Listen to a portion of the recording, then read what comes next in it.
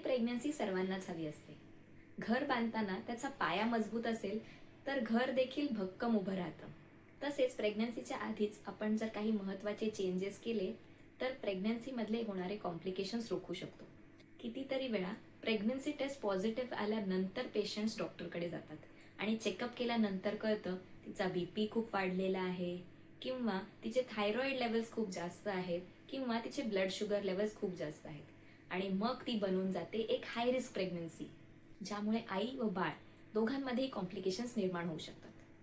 आता याच गोष्टी जर आपल्याला प्रेग्नन्सीच्या आधीच कळाल्या तर आपण त्या तेव्हाच कंट्रोल करू शकतो आणि कंट्रोल झाल्यावर मग प्रेग्नन्सी प्लॅन करू शकतो. यालाच प्री प्रेग्नन्सी काउन्सिलिंग किंवा प्री कन्सेप्शनल काउन्सिलिंग असं म्हणतात.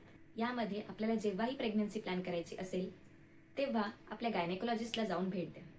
प्री प्रेग्नन्सी काउन्सिलिंगमध्ये काय काय येतं?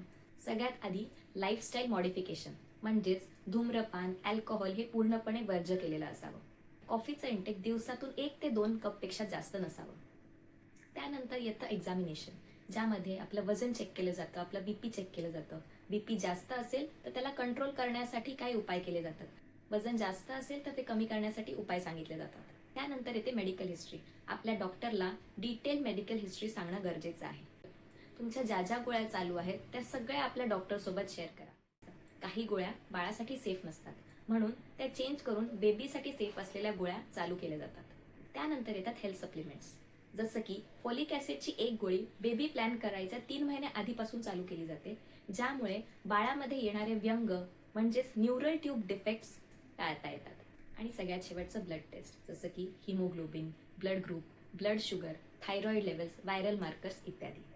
जर तुम्ही देखील प्रेग्नन्सी प्लॅन करत आहात तर आजच आपल्या गायनेकोलॉजिस्टला भेट द्या.